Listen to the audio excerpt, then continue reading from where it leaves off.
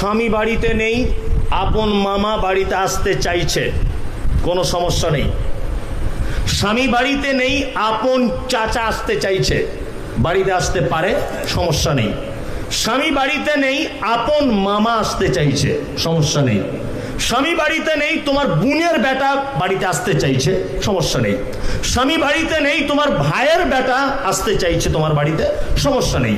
স্বামী নেই, তোমার আপন দাদু, আপন নানা, আপন দাদু, আপন নানা তোমার বাড়িতে আসতে চাইছে, সমস্যা নেই।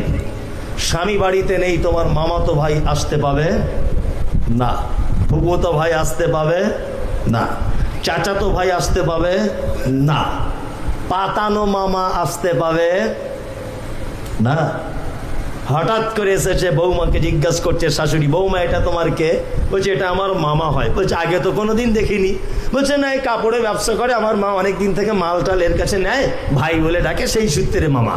এই তোমার পাতানো মামার পাছার চামড়া তুলে দিতে হবে, ও জানে কার সামনে পর্দা আছে, কার সামনে পর্দা নেই। পাতানো কুটুম চলবে না। ইসলাম কত কঠিন দেখুন। আমি মমতাজুল ইসলাম একটা বাচ্চা ছেলেকে কুড়িয়ে পেয়েছি, ভালো করে বুঝবেন। বাচ্চা ছেলে বলতে একদিনের বাচ্চা কুড়িয়ে পেয়েছি, এটা বোঝানোর জন্য বলছি, অরিজিনাল নয়। এই বাচ্চা ছেলেটা আস্তে আস্তে আস্তে আস্তে করে আমার আর আমার স্ত্রীর কাছে মানুষ হচ্ছে। আমার স্ত্রী বাচ্চা কাচ্চা হচ্ছে না, ওই জন্য বাচ্চাটাকে আমি নিয়েছি। মানুষ হচ্ছে আস্তে আস্তে, আমাকে আব্বা বলে, আমার স্ত্রীকে মা বলে। আস্তে আস্তে আস্তে আস্তে আস্তে ছেলেটা বড় হতে হতে হতে হতে যৌবনে পদার্পণ করেছে, তার গোপদারি উঠেছে, যৌবন হয়ে গেছে তার। আমার স্ত্রীকে মা বলে ডাকে, আমাকে আব্বা বলে ডাকে। বলুন তো আমার স্ত্রীর সঙ্গে এই বাচ্চা ছেলেটার পর্দা আছে না নেই? ইয়েস, পর্দা আছে, পর্দা আছে। মা বলে ডাকছে কিন্তু পর্দা আছে। পর্দা থাকবে না কখন? এই বাচ্চা ছেলেটা এসে যদি আমার স্ত্রীর দুধ পান করে নিত বুকের, তাহলে আর পর্দা থাকতো না। দুধ যখন পান করেনি, বুকের দুধ, তার মানে ও মানুষ করা বেটা, অরিজিনাল বেটা নয়।